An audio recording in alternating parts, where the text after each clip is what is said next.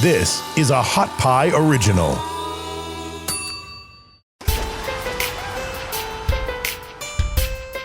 Welcome to the Gray Area Podcast with me, Chad Fisher. No more. Yo, it's Aaron Cheatham.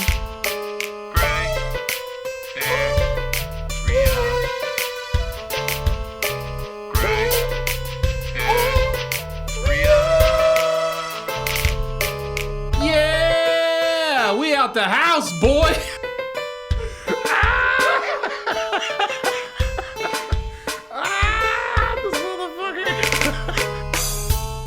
Hey, what's up, everybody? Welcome to the Gray Area Podcast. I'm Chad Fisher alongside my co-host, Mr. Aaron Cheatham. Aaron, how you doing, brother, on your birthday, man? I am You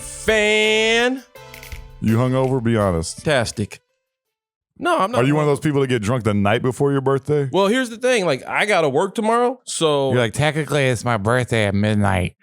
Oh, yeah, we did that. You did that? Of course I did that. It's like, yeah, man, Yeah. like, I'm out. Yeah. I'm out. That last night was one of those, you don't get home till 2 o'clock in the morning nights. Dog, I haven't had one of those. I'm not even allowed to do that shit anymore.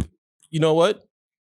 You gotta work that daddy dick right. Dog. Okay? That you work the daddy dick. Just listen to your boy. Work the daddy dick. Next thing you know, yo, I'm gonna go do like 4 shows tonight. All right, cool. Yeah. All right, cool. I got to work on that. Yeah, it takes time though. Yeah. You still what, 4 or 5 months? 4 months. Yeah, no. Give it about 3 months, man. She'd be like, get the fuck out of here. Get out of here, please. Please, Please get the leave me fuck- alone. See, yeah, Yeah. that is. So you did a show last night on your birthday, right? I did Wanderlust. Oh, okay. Hit up Wanderlust and then hung out with George Anthony and Jay Wycotton. Yeah. It was kind of eventful night. It was cool. It was dope. To be honest with you, it was dope. I couldn't think of a better way to like bring in my birthday. Yeah. You know what I'm saying? Like, I could have been at the house playing Xbox, smoking in the fucking garage, or I could be out with 2 of my favorite people and just like So- kind of talking shop and having a good time. We went to IHOP, goddammit. Oh, Jesus. You Yeah. was drinking and shit too? I had like 2 drinks. Oh, Because Jay somehow got out of getting his round of shots. I realized it this morning yeah. because, It's like, it's hard, man. I'm a comedian. well, George was like, Jay was like, check it. You know how White Cotton is. He goes, hey, you know what? Let's get around the drinks. It's your birthday. It's on me. I got it. Let's get us around. And George Anthony goes, you know what? I got the next round. And Jay's like, all right, let's do this. And George goes, you know what? I'll just get the first one. So George got the first one. And Jay was like, all right, man, I got to take off. no, that's the thing though. He never took off. He was with us all night. He's like, you know what? I think I'm done drinking, man. They're like, all right, well, you still owe shots, motherfucker. Yeah, like I got the second round, Yeah. right? The birthday boy got the second round. Then it was like, yo, we going to IHOP. He's like, All right, fine, we going. Yeah, to right. But he did get IHOP though, so I'm not even going to front. oh, there you go. He picked it up on the back end. Sweet, man. Good time. But yeah, We do a shout out. sure. That's what we're doing, right? Yeah. Shout out. You got one? Yeah, my shout out of the week is, dude, this shit was hilarious, man. A funny ass article. Did you hear about the Tokyo Olympics chief? I don't even want to try and pronounce his name. Do it. Say his name. Yoshiro Mm-hmm. Mori. Maury? He's a former prime minister of Japan, said the board meetings with women, quote, take so much time. Brought up the idea of regulating speaking times. I think that's just hilarious that this dude didn't give a fuck enough to say something so asinine and shit. That's fucking hilarious. But that's probably is what's taking so long for all this shit. For the Olympics. Are we really upset? He said something real. What a jackass, He said something dude. real. What an asshole, though, dude. Like, who said shit like that? Good on man? him. He said something real. Yeah. Somebody had to say it. I Somebody had to say it. It needed to be said. And he said it. I'm Damn surprised he didn't say something like, yeah, and they're always on their period or something. Like, dude, like, okay, we get it. it. I would have moved there and voted for him twice. Jesus Christ. What about you, man? Who's yours? Mine's today's my birthday. Today I It's like, turned. Mom, shout out myself. Actually, it's deeper than that. Yeah. Today's my birthday. I turned 40 today, and I was named after Hank Aaron because shit. I was born on the same day as Hank Aaron. Oh, wow. And Hank Aaron just passed away. But my shout out is to Hank Aaron, greatest goddamn baseball player of all time. I don't care what any of you say. If all that matters is hitting the ball over the fence, which for about 70 years, that's all that mattered, right? Yeah. Well, how many home runs you got? What do you do with the bat? Nobody did it better than that dude. I was named after him. He just passed away. I didn't know that, man. That's cool. And yeah, we got the same birthday. So my parents named me Aaron because I was born on the same day. So they didn't know what your name was going to be until the day you were born. Well, they had an idea. They had an idea. It's like if it's dude, what if it was like someone like, I don't know. Well, they knew that I was going to be born around Hank Aaron's birthday. So they were like, we're going to go with Aaron. And I happened to be born on his birthday. And they were like, Yahtzee. Yeah. Fucking killed it. I got 5 5s. That's Yahtzee, bitches. That's awesome, man. Hank Aaron. Shout out to Hank Aaron. Shout out to the King Slugger. Yeah. You want to introduce our guest? Yeah, man. We've got an awesome guest today that we're super excited about. Our guest today is becoming an important voice in the push for Medicare for All, the Green New Deal, and a general strike, amongst many others. He recently released a satirical book called Yass Qween Chronicles. He also has a book called An Inconvenient Douche, a parody of a parody, which is hilarious titles. He is known on Twitter as @PatTheBurner. He's a very thought-provoking follower. Everyone check him out. Please, everyone, welcome to the show. Pat the Burner, Pat Cody. How you doing, brother? Thanks for coming on the show. What's up, guys? Good to see you. Yeah, thanks for doing it, man. We're really excited. There's like so many things we want to get to. There's so many interesting things going on right now in the news and current events and shit. Pat, you're like yoked, man. Like with the name, like when I saw you on Twitter, I didn't expect, like when I saw you right now, like you're in good shape, man. Pat the Burner sounds like, a skinny guy, but no, you're in great shape. Look at you, dude. You're doing good for yourself. Hey, I appreciate it. It's all padding, though. Take this off. I'm 2 little guys in a big coat. He's got a bodysuit on. Okay. That's what it is. That's his interview suit. Yeah, got it. Yeah. Good to see you, brother. You look healthy. You look well. Yeah. Thank you. But well, it's deceptive because I've been locked in this apartment for like a year straight. Oh shit, man! It's getting to that point where I was just talking offhand with push-up game is tight at that point, though. Yeah, dude. I was looking at some. Nice. I was looking at some home gym shit today, man, because I'm just like, dog. I used to go to the gym all the time. You know what I'm saying? Obviously, and then I had a son, and so that shit's very difficult. Now I got some of those resistance bands and shit. It's just not the same. Man. I miss lifting weights. It's like, you can only do so many push-ups, and I have done like 7. And apparently you can only do so many push-ups, and apparently that number is 7 for you. That is your threshold right now, threshold? Dude. Yeah, because when you have a kid, I just want to sleep and fucking eat Cheetos and shit. You know what I'm saying? I had no desire to. I'm like, you think your carrot is going to go up after this? My what is going down? Yeah, right. No shit. No, that's true, man. But I'm like, dude, if I have a home gym and I just like look at it every day, at least I have to like step over it. That's like half a workout, you know. But there's so much stuff we want to get to with you and everything, because it's like I said, it's such an interesting time in the news right now. Mm-hmm. But first, we want to do. We got a game for you, Pat. We play a game with all our guests to get to know you a little bit better. So if you're down, our game this week is called "Oh My Word." Oh my word. Oh my word. So what it is I'm going to go to Urban Dictionary. I'm going to give you a word. You tell me what you think it means, and then I'll let you know if you're right or wrong. And at the end, you'll make a phrase or something with the 3 words you just learned. Wow. He's excited, man. He's fucking juiced. I should have cracked a beer for this show. Oh, dude, you should have, man. You just put some bourbon in that giant coffee, man. Yo, this ain't just normal coffee. Dog, I was gonna say this is birthday coffee. Dog, I was gonna say it smells like Long Island iced tea in this motherfucker. What the fuck are you doing? And you guys will be competing for Chad's paperweight. Paperweight. So if you win, this is coming to you, big boy. Nice. Yeah. All right. Are you guys ready? Yeah. Here we go. First word for oh my word. Dream creep. Dream creep. Chad, you want to go first? Dream creep? Dream creep. Talk us through it. What you thinking? That's somebody that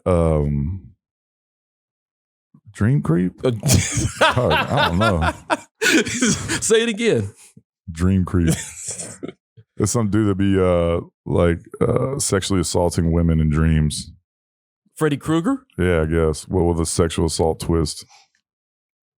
I don't know, dog. What the fuck? Pat, I love it how you come up with like these goofy ass, phrases. They're then great. I say something, you're like, "What? It's because it's Like, hilarious. dog, yeah, because it's hilarious. All right, okay. I was gonna say you're looking at me like, dude, what? Come on, man. No, because it's funny. Like, okay, that's funny. I'm just laughing. Checking. All right, you okay? Yeah. All right, just then. Laugh. Dream creep, Pat.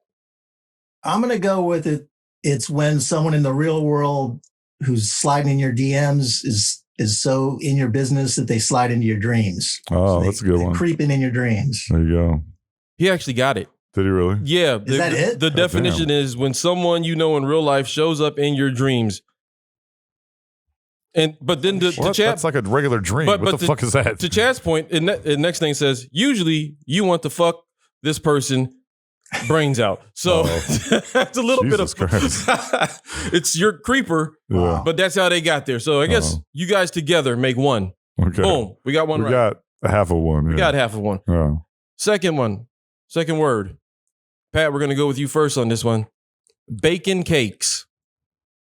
Bacon cakes. Bacon cakes. Ooh. Oh, bacon? Like bacon, like bacon, like BACON or BAKIN? All right.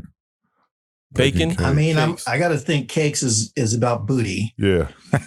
So You know, that's some real ass. He says about booty. I'm trying to think what bacon booty would be like. What the fuck is bacon booty? Now we're talking pork bacon. I'm all about that. Yeah. Some bacon booty. Woo. Bacon booty is like when you get a little peek of your grandma's butt or something. Oh, I hope nobody experiences that. I have. It's not great. Chad, what? Bacon booty, that's when you pound a butt. Pounding butt? Pounding butt. It's bacon, it's just, it's like, Like you need? Is that how you Sound? Is that? that's how it sounds. What are you doing with the flour? That's how I sound. Yeah. Bacon cakes, making babies, getting your grind on without a Jimmy hat. Oh, Jesus Christ, dog. That's called stupid. That's called It's bacon cakes. bacon Oh, cake. I was Bacon thinking cakes. Bacon like BACON. That's bacon. yeah. No, BAKIN. Bacon cakes. Yeah, Gotcha. bacon because making babies. Oh, Christ. Bacon. There's a lot of bacon cakes going on in quarantine right now. Actually, there's not, man. I read an article the other day that. I know, but it sounded funny. Yeah, okay. Yeah, you Sorry, know. I fucked up your joke. It's okay. No, because when the vaccine, Yeah, then Cake City. yeah. It's just Rihanna. Cake City, yeah. Cake. It's Oh, it's going happening. to be a big old orgy out there. Oh, hell yeah. And I'm coming twice. Dog. Fired. All right. Last word, guys. Last word. Vaccine informed. This is according to Urban Dictionary. Vaccine informed. Vaccine informed. I don't know. That's like when you know any actual stats about the vaccine or any of the ingredients. Pat, what you got? Vaccine informed. Can you use it in a sentence? Please. Can I buy a vowel? Vaccine informed. I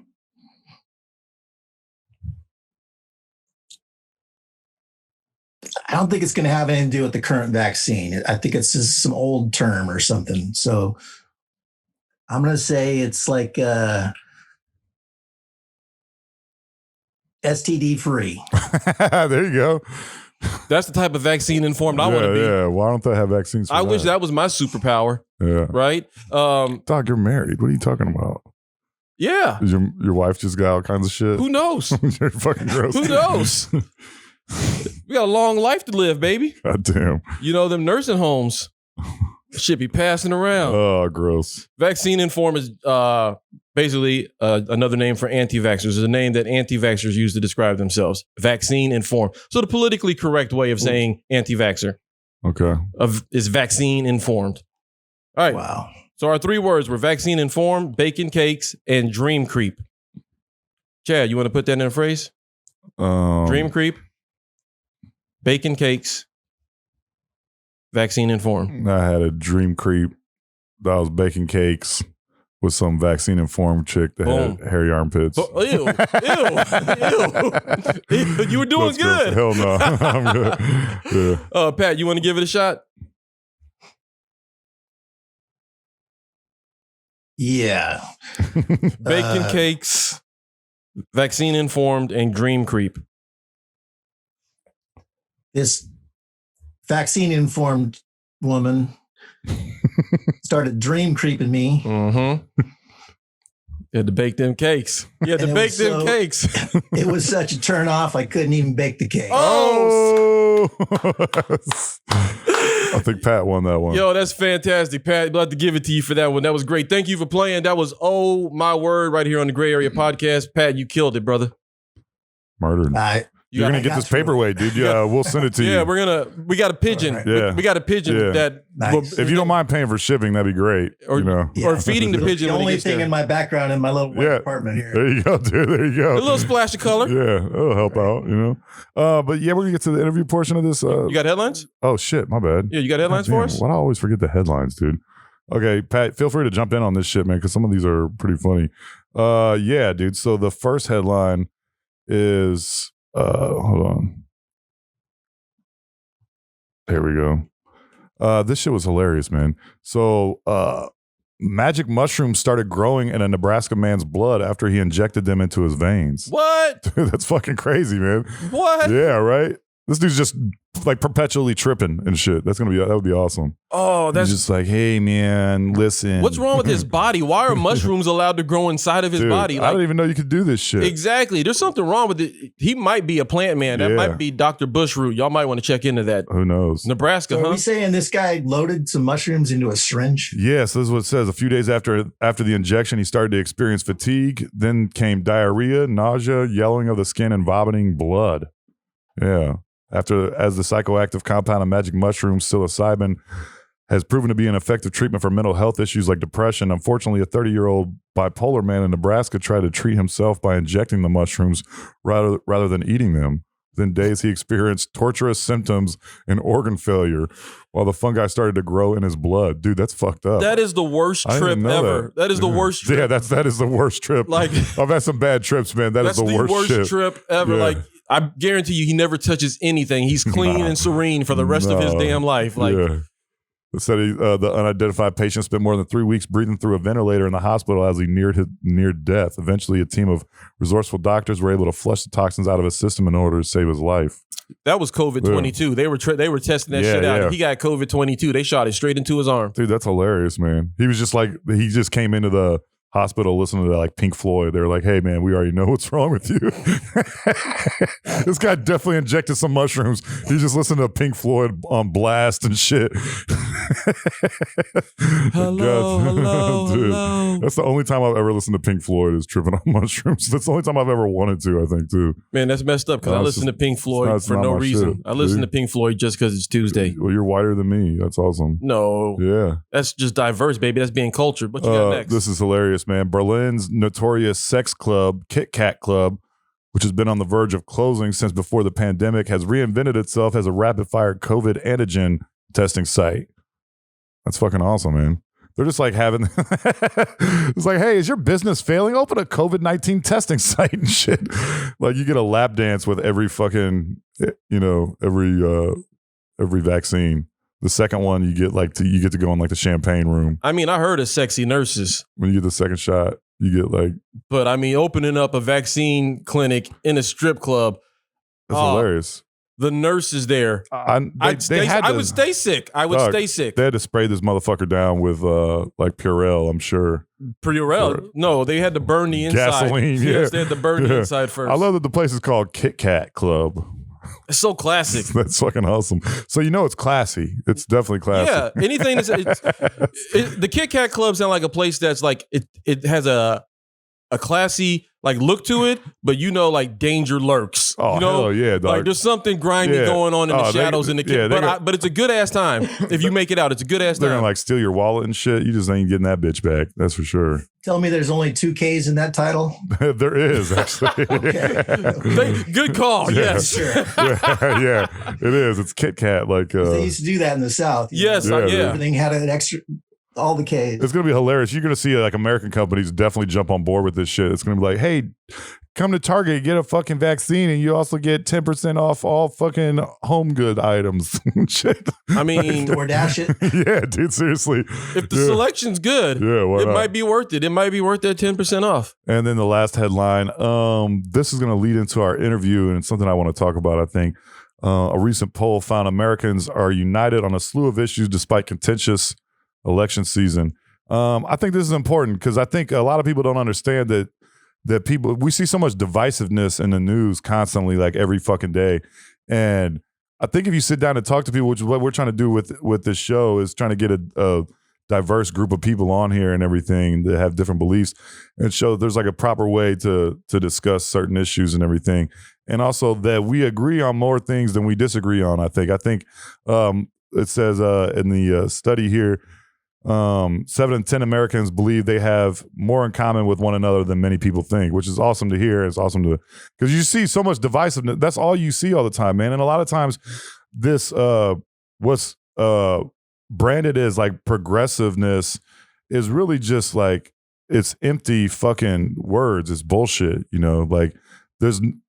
Like I saw a commercial the other day that was like talking about racism and everything like that. And they're like, stand up and fight. And it's like, okay, what does that actually mean? You know what I'm saying? Because there are politicians that have put certain laws in place that directly affect, that disproportionately affect black people and people of color and stuff. You know what I'm saying? It's like, dog, we all get along. It's y'all motherfuckers that can't seem to like get this shit straight and get everybody on the same page and stop making discriminatory laws and everything.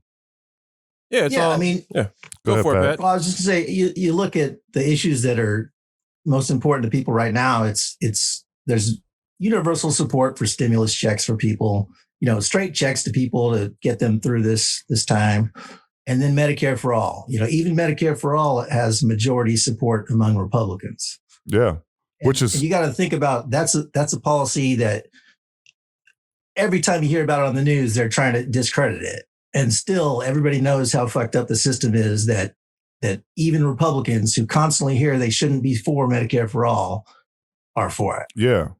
I don't see how you can be against Medicare for All during a pandemic, man. You have to be like a special kind of asshole. If there was ever a time to implement it, this would have been that time.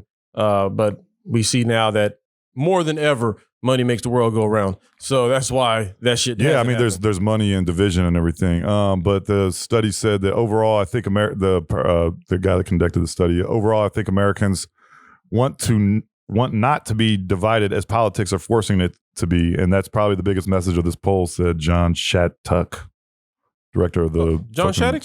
Yeah, you know. Yeah. Yeah, I'm sure you do. Nigga owe me $20. Yeah. The findings, including that 8 in 10 Americans agree that, quote, without our freedoms, America is nothing, could be telling in an election that features President, Biden, Trump, blah, blah, blah. But it goes on to show that like Pat said, that Americans are more aligned than what we're being told and everything. And I think that all you see is, like, depending on what news station you turn on, is division. It's creating division between, whether it's the Democratic slant or a Republican slant. It's constant division, man. It's like the old Malcolm X quote, it's like if you're arguing amongst each other, you're not paying attention to the real plunderers of society and everything. And so I think that that's important. I think that's something that we need to reiterate constantly. And it's hard because the way we obtain information is from news sources that directly benefit from all this division and constantly. Let me ask you something. Who says that we don't think that we're like, who are the people that don't think we're alike? Because I mean, I don't know anybody who doesn't think that all. Yeah, I totally agree. But I'm saying, who are the people that don't? Like, who is that group of people that don't? Yeah, usually the people that benefit from it, like people that are, I mean, like, who are we talking about here? Like, that's what I want to know. Like, who are we talking about? Like, well, obviously, are we talking about the super rich, or are we talking about the people, politicians, Wall Street? Are we talking all about that, yeah. So all of that, because because then we're not paying attention to how people are being taken advantage of and how the system isn't working for them, but it's working for the very few. And as long as we're complaining with each other, between right and left and everything like that, then we're not paying attention to the fact that, like, this system is not designed to help middle class or poor people whatsoever. No, that's a fact. Yeah, yeah. That's one thing I wanted to ask Pat about. So, Pat, on your Twitter handle, which is at Pat the Burner, you don't just go in on one side. You're pretty fair and you hold both sides accountable. Why is it that you do that and feel that way? I mean, on paper, I'm a classical Democrat, but, really on the progressive extreme. But I spend more of my time going after the Democratic Party because they're supposed to be representing our interests. And, what you got is two parties that are ruled by corporations first. And then if there's any way we can get a benefit as people that doesn't fuck up corporations too much, they might work on it. Mm-hmm. So I'm fighting to get Democrats representing us like they should is my main thrust on Twitter. But as far as why you got these extremes and why someone like Trump comes to power and there's this radical, everyone on the left is the villain, and why we have such polarity among, that 20% or 30%. It's because they really buy into their media source, whatever that is. So, if we had a trusted press that people could look to and say, this is a truly neutral source. It's just reporting on the news like they used to. These people, these extremes, the propaganda couldn't thrive in their little networks as much. People would be able to point to, well, CNN is a completely fair source. You can trust CNN or something like that, but you can't do that now. Used to, but not anymore. Yeah, and when people say that that CNN is propaganda on the right, people from the right say that CNN's propaganda against Trump. Well, there are tons of instances where CNN just flat out lies about Trump, and I'm no Trump fan. Trump is, Yeah, you don't need to lie about him. He's already a big enough piece of shit. Yeah, but every time they do that, and same thing for the left, like they lie about the popularity of programs like Medicare for All. So if you're progressive on the left, you don't trust CNN either, right? Because you see that they constantly bring on these people that are, they work for companies like CAP, Center for American Progress, and their purpose is to push pro-business legislation under the guise of like sort of compromising between Democrats and Republicans. But really, it's just a neoliberal, structure on the media that pushes legislation and promotes legislation and people who are going to benefit the corporations the most. So, I have one example that I think is kind of interesting and funny about how the media shouldn't be trusted, mm-hmm. right? So one of my parody accounts is I have this. It's called Nate's Liver, but it's making fun of this media pundit, Nate Silver. Anyway, I took 30 seconds and I made this Joe Biden Gif where he waves his tongue around like a lunatic, right? It's just a dumb thing I found in an app, and it took me a total of 30 seconds to make it. Yeah. Right? So I get off Twitter for a while. I come back and it turns out Donald Trump retweeted this thing. Oh, really? Wow. Right. Shit. Which is ridiculous. Yeah. Because, how shameful that here's the president of the United States retweeting this dumb GIF. And it wasn't even one of my funnier tweets. It was just some shit I pulled out of my ass and said, here, marked it out. But here's where you see the media fuckery.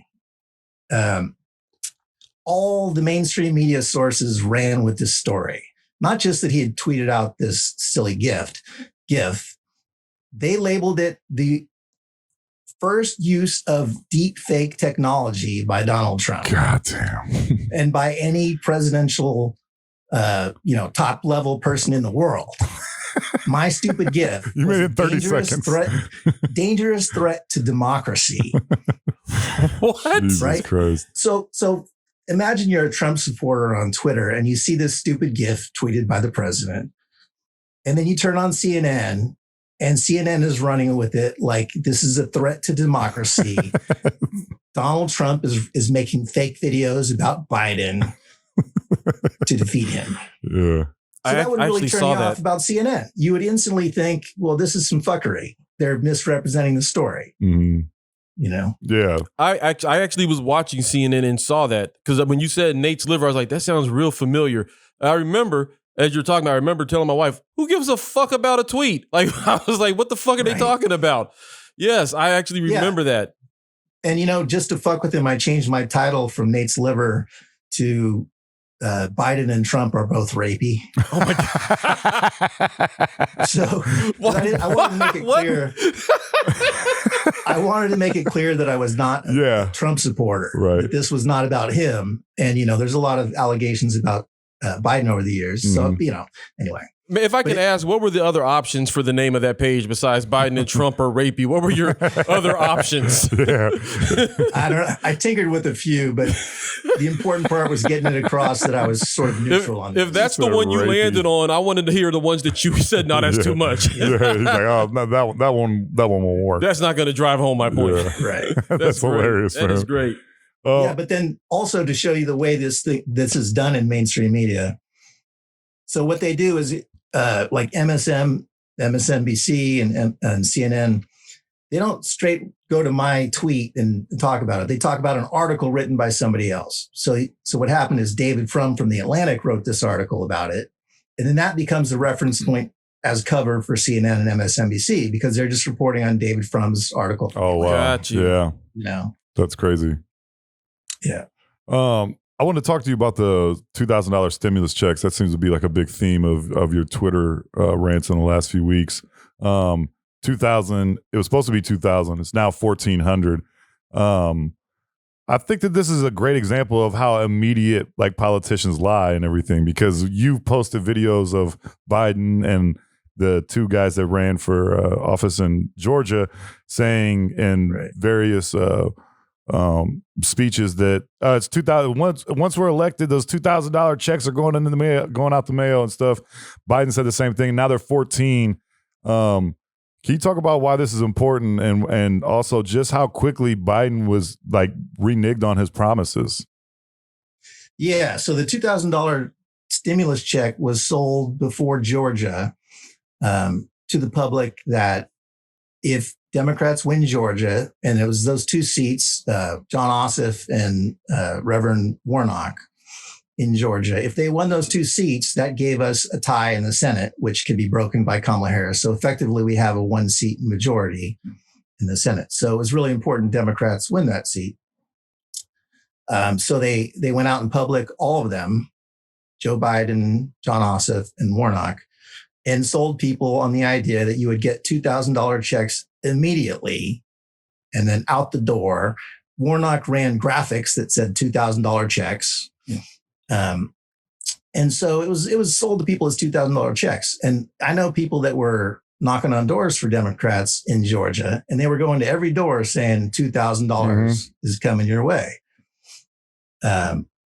So, you know, we knew they would probably pull this, but they did a bait and switch and they said, no, the $2,000 is to bring the $600 up to $2,000. So the $600 check, which was already cut to people before they made this promise, they are adding in to complete the $2,000. So instead of $2,000, they're selling people on $1,400. That's crazy. And so I'm sorry. The thing about it is, you know, sure, a lot of people are going to finally get their $1,400 when they get it. And some people are just going to go, okay, great. But in Georgia, it was front and central that it was $2,000, like clear as all day. And Warnock's seat is up for re-election immediately because he won through a special election. So in 2022, he's probably gone over this already. And Georgia, fast. You know, just flipped to blue for the first time in ages because of all this. And you're disappointing them immediately.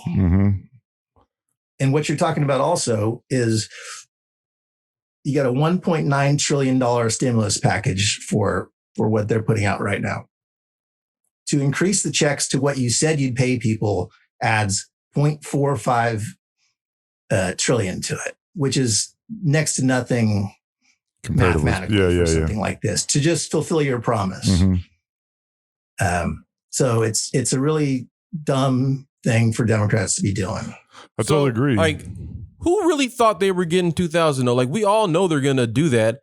Like, when they said 2,000, I was like, yeah, I believe it when I see it. So like, who's really holding on to that? Who really, like, are people really pissed off about this in Georgia or anywhere? Because I mean, if you fell for it, that you're kind of naive. Like, if you didn't see that, yeah, they're telling us 2,000, but that shit ain't really happening. Like, that's what I thought. Yeah, we'll probably get 12 out of them. You know, right. Like, who are these people believing in? And like, are they naive or should we listen to their side? Yeah, I mean, what it comes down to, like, I mean, yeah, I knew immediately it was going to be 1,400. Right. We knew that. Right. But I was waiting for someone to sell it as 1,400. I mean, nobody sold it as 1,400. Not once did the press ask them, do you mean 1,400 or do you mean $2,000? You know, for such a central issue, you would think the press would ask him at one point, any of them. Not a single one of them was ever put on the record as saying, do you mean $1,400 or do you mean $2,000? And since then, not one of them has ever been asked about it either. So You think there's a hush order on it? There are a lot of people upset about it. And sure, we could see it coming and smart people could look and say they were going to do this to us. But the Democrats have an opportunity here to do whatever they want. And they're choosing to not fulfill their literal promise, is the point. Is there any footage? There's no footage of Warnock or Ossoff saying that it's going to be $1,400 checks. Whereas to the contrary, we have a lot of footage of them saying $2,000. Right. There's no footage. There's nothing in writing. There's nothing. But there is footage of them all saying $2,000. Yeah. And then you're talking about like the lapdog media. Newsweek said that, quote, people falsely claim Biden promised $2,000 checks. That was like right in the open. That's just like running straight up propaganda. Falsely claim Biden promised. It's like, oh, you mean when he actually said that? Oh, yeah. What the fuck was I thinking that I actually believed the words that came out of his mouth? And they were actually forced to change that caption. I don't know if you saw it. I did. They took out falsely after, we all raised a stink about it. Yeah. Yeah, that's what happens. They do propaganda. And, they're doing propaganda right now saying that progressives are really excited about Biden. Jesus Christ, dude. Progressives are really not excited. I don't think anyone's excited about him. Oh. I mean, he may not be terrible. Maybe some of us thought he would be worse than he's being so far, but we're not excited about Biden. Yeah. I think the only people that are the yuppies that fucking wear Birkenstocks and shit, just like relentlessly defend this motherfucker. That's the only person I can. You mean like East Austin? East Austin? Yeah, I guess. Yeah. East Austin. Yeah. In that gentrified area? Or like Berkeley or some shit. California? Yeah. Okay. Like Biden's the greatest president ever. We know this. But Pat, you advocate for monthly $2,000 checks. Why is that?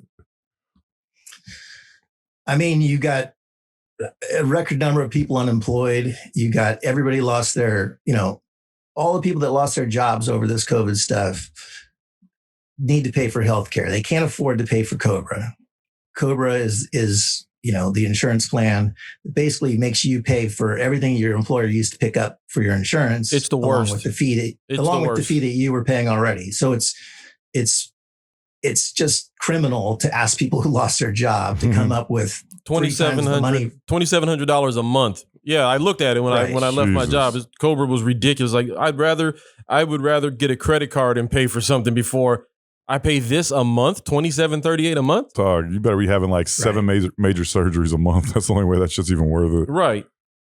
Yeah, but so as far as that goes, I mean, all you have to do is look at, our vice president is Kamala Harris. Kamala Harris, when she was running for office, before COVID was even this bad, COVID was still, sort of, and we're talking March or April when she was lobbying for $2,000 monthly recurring checks herself. Mm-hmm. And imagine after a whole year of the devastation from COVID, not having that position anymore, like somehow people don't need the money you ran on saying you would get them. Yeah, what changed between then and when they said no? That's what changed. They're like, that she ain't got happening. elected is what changed. And she's like, we don't actually give a fuck. We can just say whatever the hell we want. We're not held responsible. That's my problem with politics, man, is that like these people can just say literally whatever the fuck they want. They're never held accountable. And then when they do, they like make up some bullshit excuse for why they don't have to deliver on the promise that they said to everyone prior to being elected. It's fucking bullshit, man. There's no accountability whatsoever. You literally promise them anything they fucking want. Like I've seen the videos of Biden. Like, those $2,000 checks are going out the mail. And now it's like 14. And then only if you made a certain amount of money during a 2019 and everything like that. They keep moving the goalposts, man. It's fucking frustrating and it's annoying. But hopefully, people are waking up. What's not explained to the public also is that, it's a split Senate, but most bills take 60 votes to pass, which means, usually you got to get some Republicans on board. But the way the law works, twice a year, you get to pass something through budget reconciliation, which that process means you only need 51 votes, which is the exact amount of Democrats you have. So what that means is they could pass literally anything they want twice a year. Oh, wow. Literally. You have to get the Democrats on board, but you don't need a single Republican vote. Mm-hmm. So, the excuse of like, well, we had to work with Republicans and Republicans don't like it. You can't apply that to the stimulus. Mm-hmm. You can't apply that to the COVID relief package. They can do whatever they want. All you got to do is strong arm your shittiest dude who's Joe Manchin. But, yeah. He's from West Virginia, one of the most devastated states from COVID. Yeah. So good luck for him even trying to go home and say, I was against the money. Yeah. That's not going to happen. It's not going to happen. And if he plays hard with you, they just throw some pork in for him. Like, oh, we're going to build a new bridge in West Virginia somewhere. There you go. We're going to transplant some normal people to West Virginia for you. we're going to bring a bus full of not inbred people into West Virginia. How's that sound? He's like, sure. All right, let's do it. All right. Well, welcome Kentucky to West Virginia. Yeah. They're like, oh, so you're bringing people from Tennessee. Oh, that's cool. I'm joking. You got anything? No, I'm just listening, man. I'm just thinking like, I just don't understand why like people like we know this is a problem, right? Mm-hmm. And the people that aren't discussing it, they're not gonna discuss it because this ain't really relevant to them. So like, what's the next step from here? Like we've had these discussions. So like, at what point do we move to the next stage? And what is the next stage? Like, how do you hold? Because the problem is nobody's being held accountable. So how do we get to the point where we can hold people accountable? Because otherwise it's just going to be us having these conversations amongst ourselves. What's the next step and how do we get there? Yeah. I mean, ultimately it comes around to disrupting capitalism somehow. So you got to disrupt the media. You got to force CNN and MSNBC to cover some of this stuff. So at some point, you've got people on Twitter and everywhere in social media land putting these stories out so much that it becomes a tipping point where they must cover this kind of thing. Mm-hmm. If it becomes too clear to people that they're full of it, they start losing their audience. So that's one strategy, is going after them. The other thing is just boycotts, strikes. Ultimately, we're going to need a general strike to get some of this done, which is people saying, we're not fucking working until you take up the Medicare For All bill, for example. And that's not even pass it. That's just, put it to a vote in the House and Senate and see what people think. And it's the same thing. It's like, good luck saying, oh, you should just live on Cobra instead of Medicare For All. We're in a pandemic and everybody knows the need for healthcare. So what they're really afraid of doing is actually putting that bill on the floor for a vote, because then it might get passed. Yeah. So if you disrupt their way to make money and companies start feeling the heat from this stuff in any way, that's how you start making these changes and getting people aware of it. Are you? But what's going to happen when you have the first, go around of a general strike is it's going to be downplayed in the media.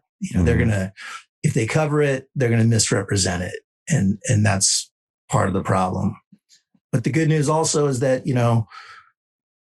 the public at large really doesn't trust mainstream media that much anymore. And the younger you are, the less likely you are to turn on the evening news and use that as your main source of news, which is why you've got a lot more support for some of these socialist programs, like Medicare For All. If you just turned on the news, nobody would like Medicare For All. So nobody. why are we still relying on these news corporations for the information? Like if it's so vital, why don't the people do it themselves? Like there's, and people like you are on Twitter posting stuff, but there's not a centralized place, like for me, I don't really do this. CNN is actually like nightly entertainment for me. I turn that shit on and I fucking sit back with some popcorn and watch Don Lemon and Chris Cuomo talk shit. I'm fucking done. Right. It's the best fucking sitcom on TV. I swear to God. But like when I want to hear real news, I go to BBC. I go somewhere else. I know where I can go. But like, if why don't the people, or why haven't the people just created their own, where they were a centralized place where you can get information? And I mean, that way you don't have to. Some people don't know there's options. But unless you say, go to YouTube and look up this, that's my option. Right. I mean, I think all that's happening. It's just extremely expensive. And, how do you get access to a main channel on TV that people are going to watch? If you had just one Jeff Bezos coming out and backing something like that, it would happen tomorrow. Mm-hmm. But the billionaires don't want to back something like that. Hell no.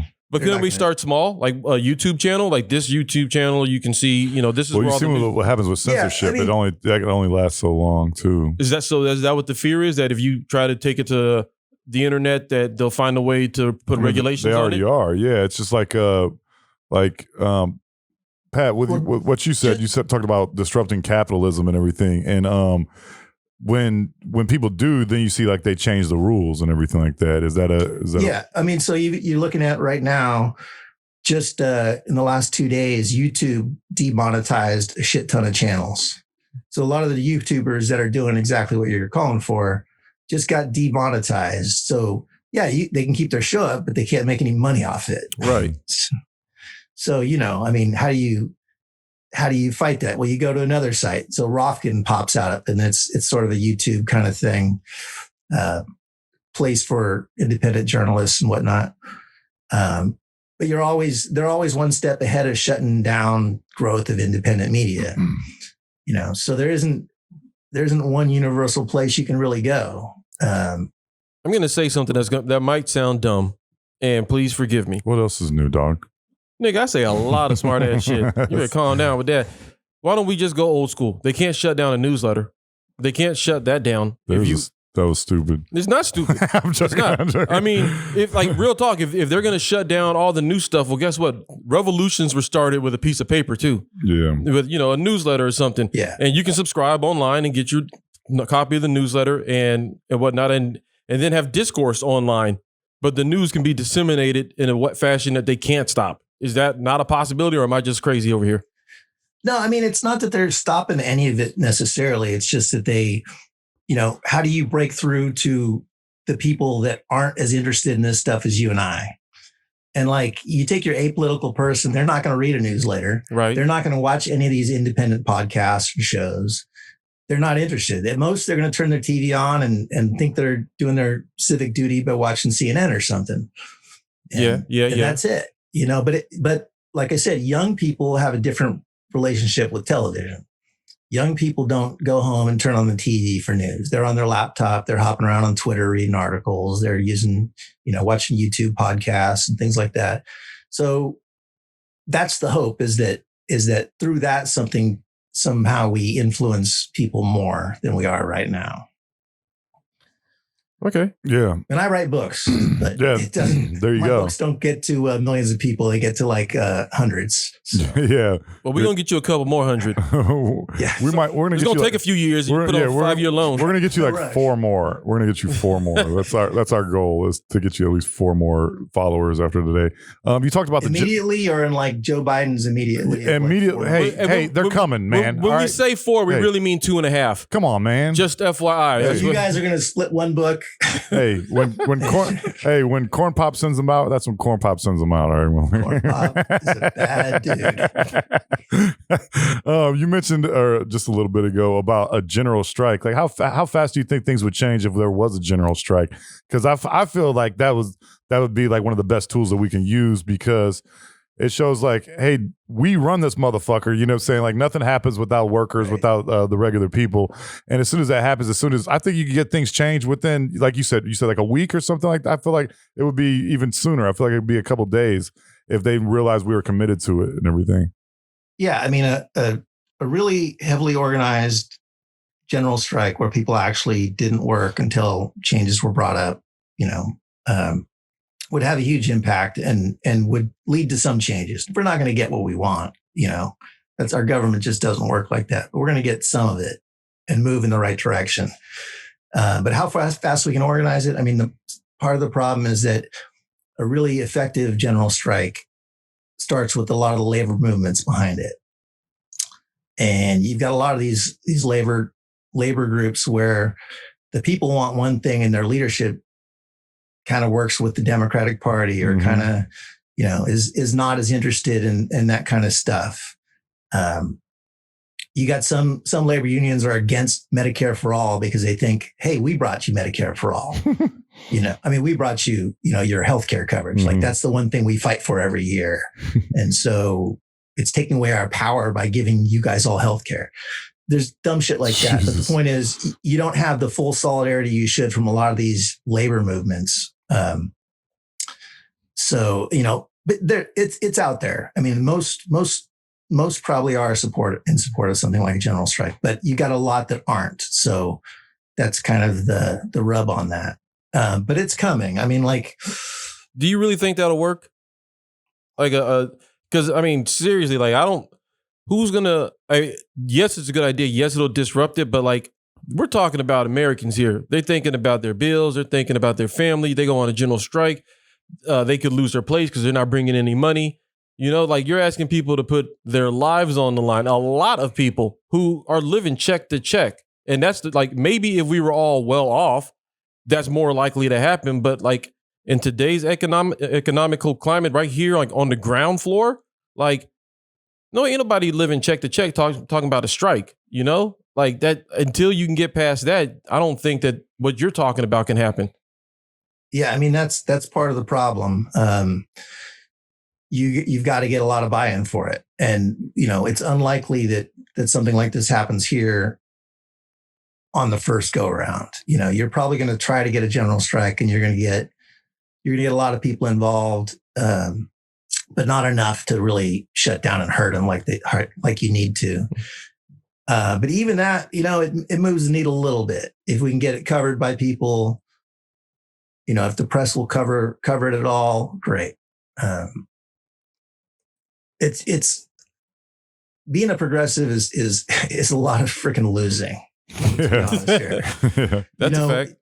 But even when when it doesn't result in actual real change, it keeps things from getting worse. Like, imagine if there wasn't this constant pressure to improve on things by people.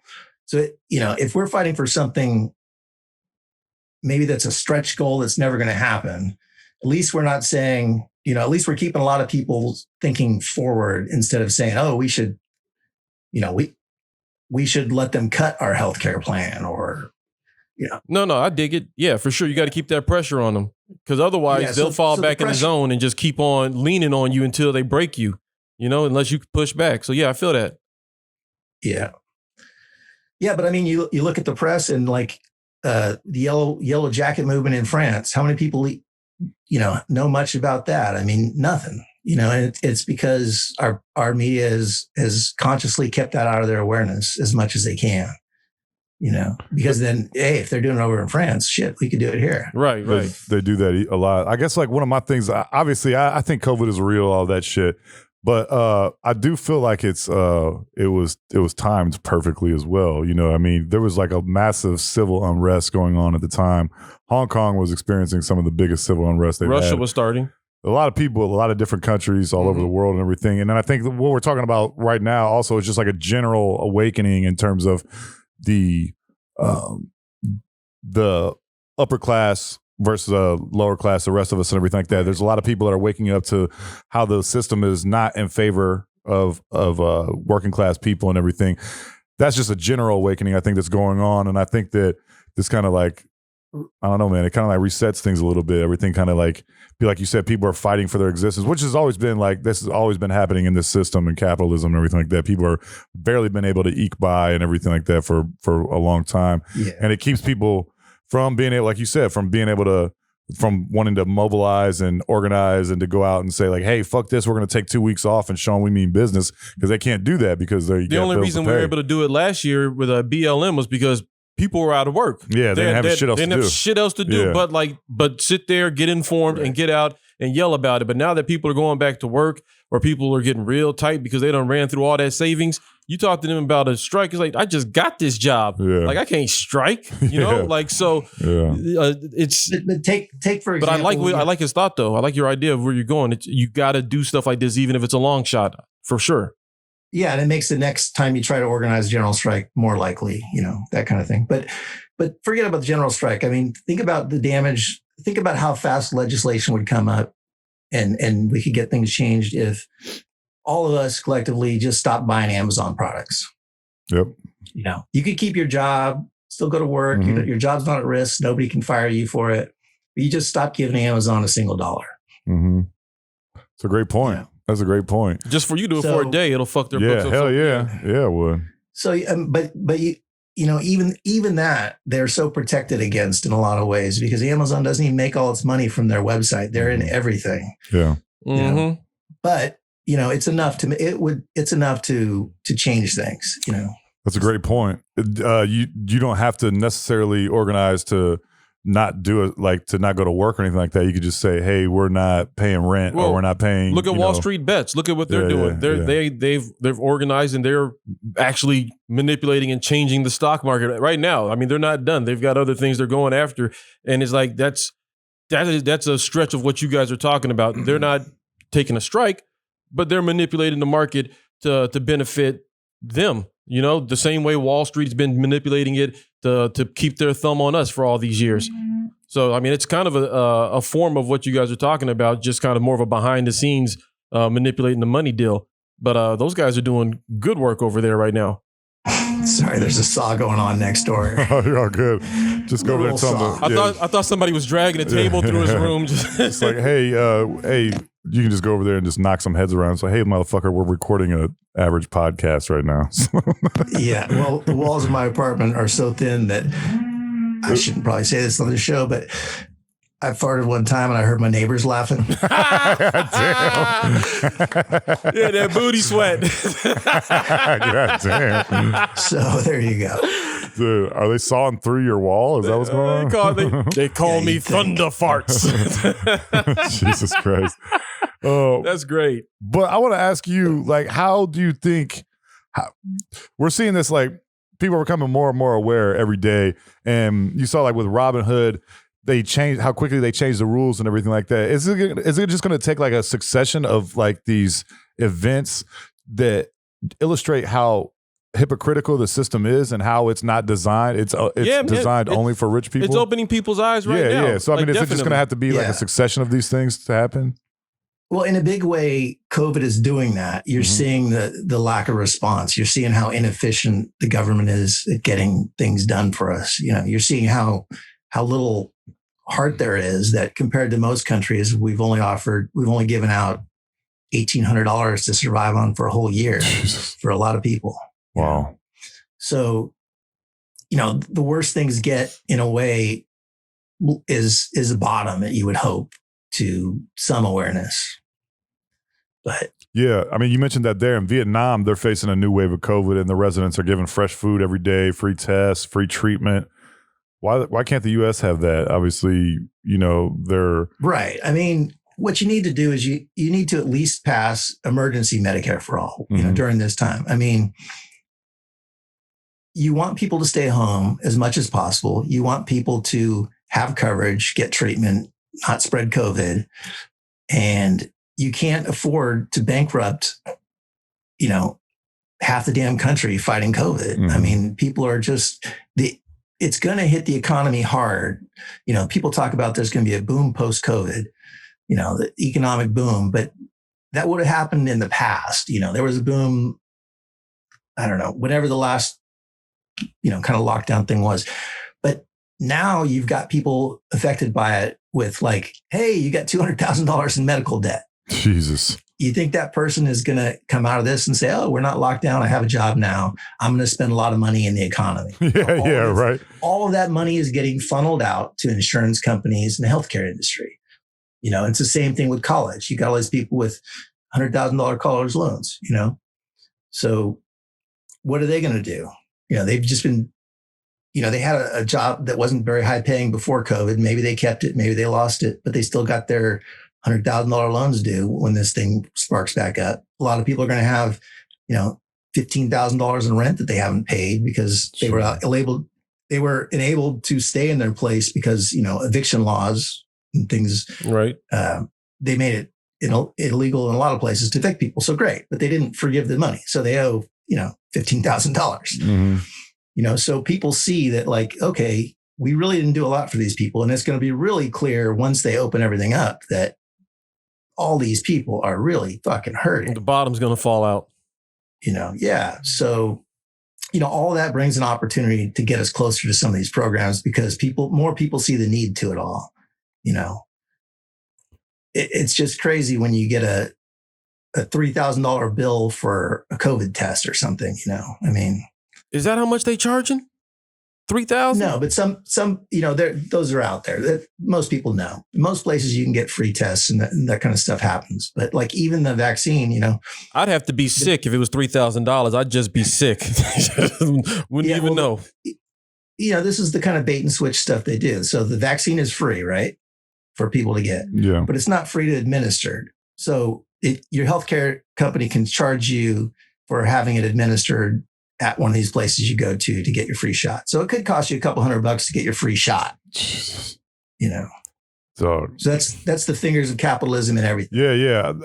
I want to get into that here in a second, but I just don't understand how people can trust like politicians to lie so blatantly. Like, I can understand if, I'm 36, and so I haven't seen like a lot of election cycles, but you start to pay attention, you start to pick up on things after 3 or 4 or whatever. You start to say, oh, like this is kind of like the same theme with these other people.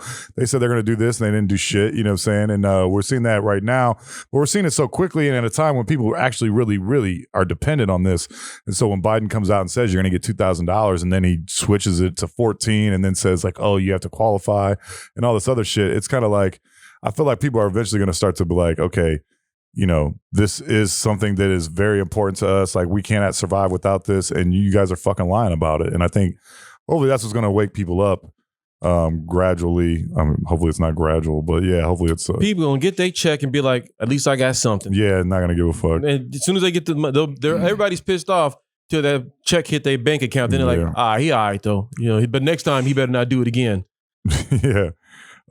Pat, your most recent tweet I thought was interesting. You talked about the ingredients in a New York Times article that says the ingredients in baby foods are contaminated with heavy metals like arsenic, lead, and cadmium at levels that are far higher than those allowed in products like bottled water. And your response was, awesome, he said, "Isn't capitalism grand?" And that's crazy. Just speak to that. The things our government is supposed to do. I mean, look, number one, keep people safe. That was the one thing people always said about, America is that like, we may have an over-lawyered system, but like, all that protects people because you can sue for everything and that kind of stuff. And it keeps us all super safe. But then you've got, lately you have all the boards for every health advisory, every, the FDA, wherever you go, people on these boards work for Johnson & Johnson. People, the people on these boards are being asked to regulate their own industries they are part of and profiting from, of course the regulations are all gone to shit. You don't have the same oversight from the FDA of testing food products you used to, so we just think we have this FDA looking out for us and we don't. And a lot of times that the former, VP of, Monsanto is the head of the FDA. So how is there any oversight there? They're exactly working for their buddies and shit. Yeah. So I mean, it's like you take California. We 2 years ago, maybe it might even be 3 now. But anyway, we pressed for our own state Medicare for All, right? Oh wow, same kind of thing, but just for our state. And we ran a super high pressure campaign on all the politicians in the state to support it. Got them all on board saying they would. California was able, and Democrats here have it literally in their platform, passing universal health care is their goal. Yeah. Right. So we finally pressured them all. We got the bill. It's there. We have the people on board saying they'll vote for it. So Democrats used one guy as the fall guy who through the rights of the way our system is written in California, was able to table the bill. So one person, Anthony Rendon, with his sole power, despite everything we did, was able to say, we'll just put that in committee. And it's been in committee for 3 years. Jesus.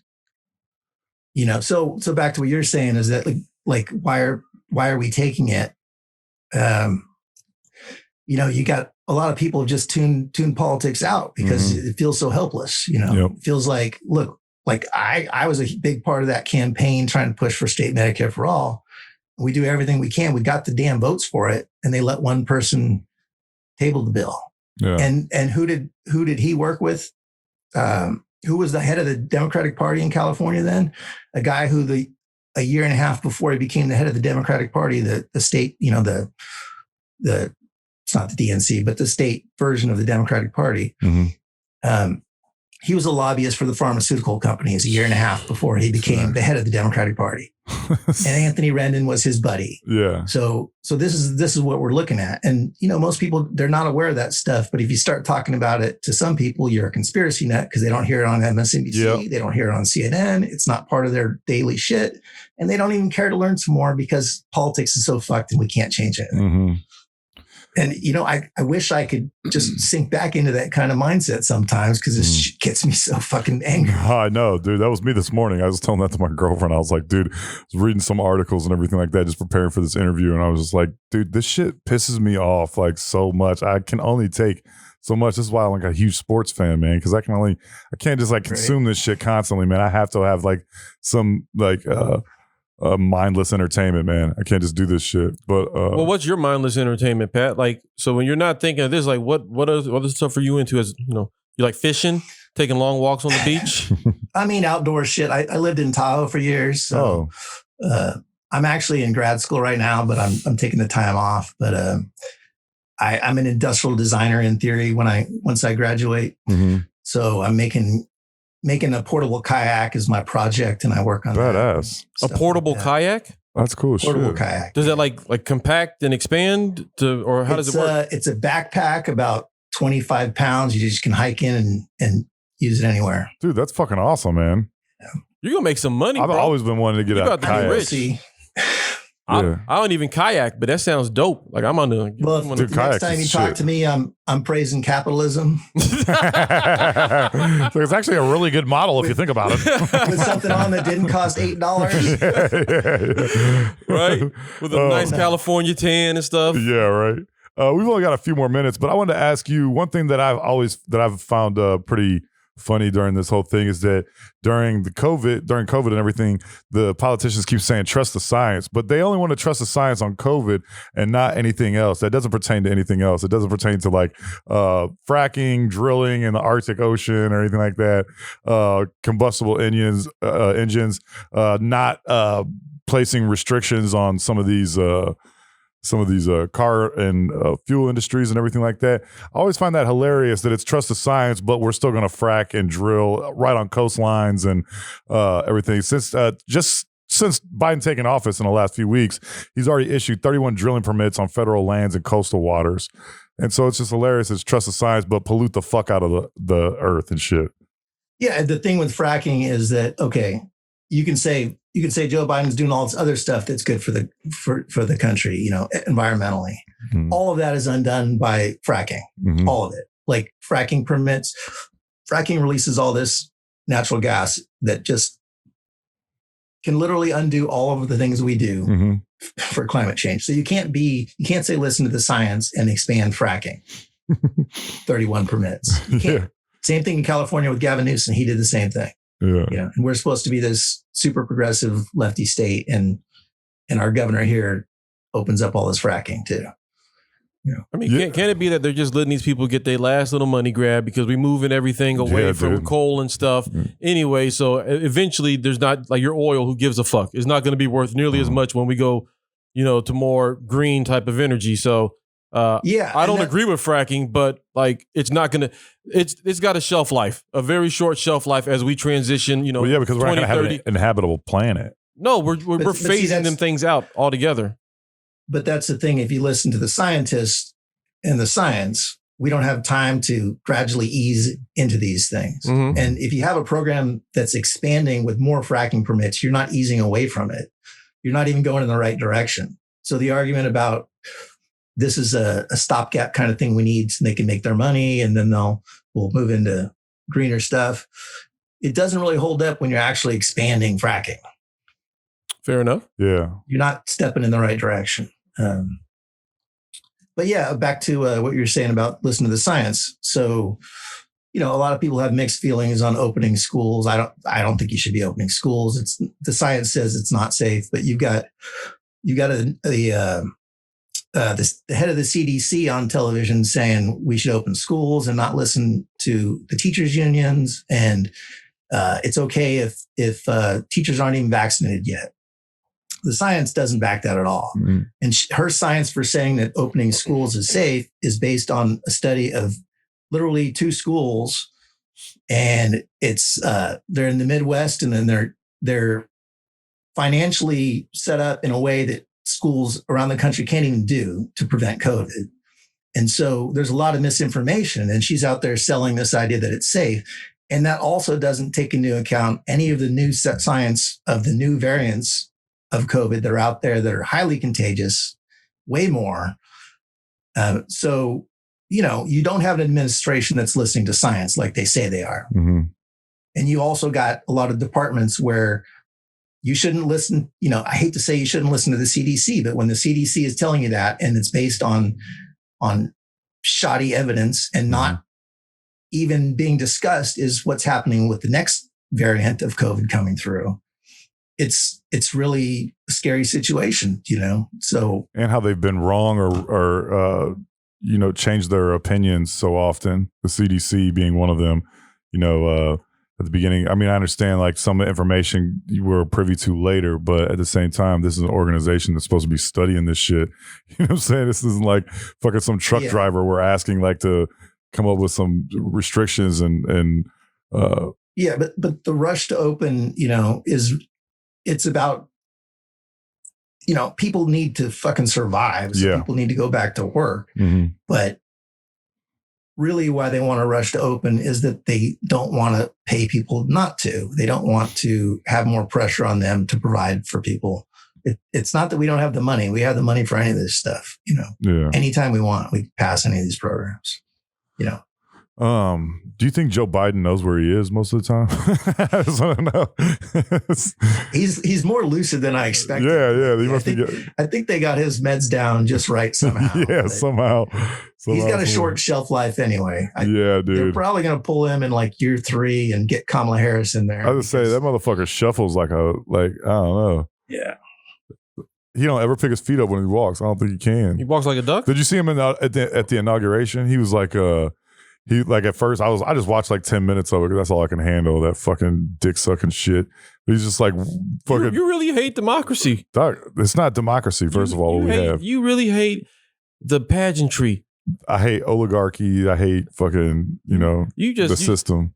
I can't stand Katy Perry and all them titties singing with fireworks in the background. It disgusts me. Oh, how dare they have John Legend sing? That sounds like that's a party. Who invited John Legend and Lady Gaga? I don't like that motherfucker anymore. What did he John do to Legend? you? I don't know. His voice just annoys the shit out of me, and his wife's fucking annoying as shit. But anyways, Biden ran over to a couple of people to see him, and you could tell at first he's like, he was probably impressed with himself, like, holy shit, I'm running and everything. And he tried to do it a second time, and then he got halfway there and stopped, and the third time he just walked over. I was like, this motherfucker, he can't even jog like fucking. It was definitely past his bedtime. Yeah, I was gonna say it was like 3 p.m. So it was definitely past Oreos and milk time and shit. So Big J got to get them naps in now. Big JB. Yeah. Eat your pudding. But in conclusion, Pat, like what do you think what it is? What do you think the next step is? What do you think we need to do in order to overcome some of the shit that we're seeing right now, and for people to take back some of the power that we've lost during this pandemic, and also hopefully, pull themselves up, because a lot of people are financially ruined because of this pandemic. Yeah, I mean, I would say first off, help people in your local community if you can. So, like when the stimulus check comes out for people, ask your wealthy friends to donate it locally. Don't give it to some national organization. Don't, just find some local group that you can help people with. So, local mutual aid is a big key to this stuff. And there are a lot of programs people can find locally to help with some of these things. So, direct them to somebody who knows, if you can find them. Yeah, right. But what we can do is just raise awareness on all this stuff. Have reasonable discussions with people that are open to reasonable discussions. Because that's an important tool in this fight is information. Obviously, it's probably one of, if not the most important tool, is that we need to make people more aware of this. And then we're seeing like all the mainstream news sources are having like record low viewership and everything like that. Like you said, people are getting their information and their news from other sources now, from third party sources. And politically, I guess you're saying just like people just need to be more aware and hold their politicians accountable for the things that they're saying and promising as well, right? Yeah, but we need to rally more people to those positions because, like I said, that you're not going to turn on CNN and see anything promoting progressive stuff. You're not going to see CNN suddenly go, you know what, Medicare for All is good.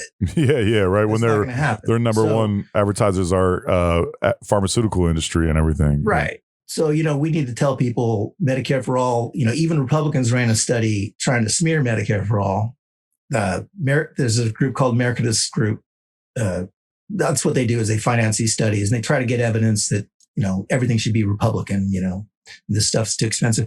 Well, they found that it saved trillions of dollars. Oh, shit. So, they're like, oops. So covering everyone in the country, every single person, expanding it to dental coverage, giving every person dental coverage, giving them no deductibles, no copays. That system is cheaper than the system we have. And so when you get that information to people and they believe you, it's pretty easy to look at it and say, oh, this is something people should support. That's discouraging. That fact is discouraging. What's that? That there are plans out there that cover more, that cost less. It's discouraging that we continue on the same path that when there's evidence that, no, there's a better way to do this that's cheaper. Yeah. Like the veggie burger. Just like homelessness. All these countries doing it. Yeah. We're the last big industrialized country not providing healthcare to its citizens. It's absurd. So that's the thing that Republicans can relate to. Everybody can relate to it, especially healthcare. Everybody knows if you got health insurance, if you've ever had to use it, you're getting ripped off. Yeah, that's true. But I agree with what Pat said. Is it's about community. It's about local efforts and everything because I think that's one of the biggest ways that we can overcome a lot of this shit and defeat this system is by producing a system in competition with that provides for people, that helps provide for people. Like Pat said, if you get a stimulus check and it's not something you actually need or whatever, finding ways to donate that. I mean, like food banks, I think are a good place, but also like places that provide sustainable solutions, community gardens and stuff like that. Places that make people less reliant on the system, I think, are going to be very important in the next coming years. Man, I think you guys are onto something with the local thing, man. But the way I see it is if you build your own utopia locally, whatever else is going on in the world doesn't fucking matter. Yeah. If you can, build the community that you want to live in, the way that you want to live, a community that supports all these things you're talking about, then it doesn't matter what the hell's going on. They can send out checks, do whatever they want. But if you have a place that my community looks after me, then that still exists here. That still exists, but you have to find a place and make it your own, control your own local area. And then who knows, you might produce the next person to go off and make those changes. That's a great point. Yeah. Pat, we really appreciate you coming on the show, brother. This is a very interesting discussion. I'm going to let people know they can find you on Twitter at Pat the Burner, Pat, PATTHEBERNER. Is there any other social media or anything like that you want to direct people towards? Just the book. You can get the book at savageandpat.com. Yeah, you have the book beside you, don't you? Can you hold that up for everyone? So I'm only funny in writing usually, but this is a satire. Yass Qween. It's the Yass Qween Chronicles. Get that light off it. Yeah. But the idea is that it's written as it's covering a fictional forum where all these shit libs and just Yass Qweening all day. They all get together and talk about politics, but they're all full of shit. And it's meant to be funny. And you talk about how depressing it is and talk about this stuff. That's kind of why I wrote. I got into the parody game with politics. That's awesome. It's an easy read. You give it to someone and they walk away with it without knowing they learned a lot of shit. Yeah. That's awesome. I would like to see that because I see so many people that are just Kamala Harris like bots pretty much, that anytime you say anything critical about like her views or whatnot or what she plans to do to help people and everything, they're just like, oh, don't be jealous just because she's got great fucking high heels and she wore the shit out of that pantsuit. It's like no one gives a shit about that. No one's talking about that. We want actual change, motherfucker. So and what they'll say with her is that they don't want you calling her the top cop. Yeah. Even though she was. That's both sexist and racist. Oh, how dare Meanwhile, you? when she ran for office here, she always called herself California's top cop. Yeah. It's funny how they just switch shit. They change they move the goalposts every time, man. Yeah. It's hilarious. But Pat, go ahead. It was a pleasure, Pat. Yeah. Thank you so much for coming on the show, man. We want to thank Great Pat conversation. for being on the show. Likewise, I appreciate it. You can find us on Instagram at Podcast The Gray Area, Twitter at Podcast Gray Area, Boom. Facebook.com/The Gray Area Podcast. Ricky, what? Check us out on hotpiemedia.com. Also check out Hot Pie, our producers here. They have so many different awesome, interesting podcasts that you can check out. It's not just us. I mean, Bake we are Fresh Daily, son. Yeah, check out the Hot Pie Media YouTube account as well with all these badass shows they got. Check on out there. Strong, the Amy Edwards show. They got a bunch of good ones on. Maya Shout out to Big Chronicles. Dan. We Big saw you Dan's out there. Garage. Yeah. Playground. My bad. I said garage. No, What the no. fuck? What's going on in the garage? What's going on in the garage? Playground, garage. It's the same Oh, shit. shit. But thank you guys Yeah, for thanks for tuning coming in to on. another episode of the Gray Area Podcast. Thank you for letting us be us. For Chad, I'm Cheatham. And until next time, here's Mud and Yass. Peace. Thanks for listening. You can find more episodes and all other Hot Pie Media originals baked fresh daily at our home on the web at hotpiemedia.com, the Hot Pie Media YouTube channel, or wherever you listen to podcasts.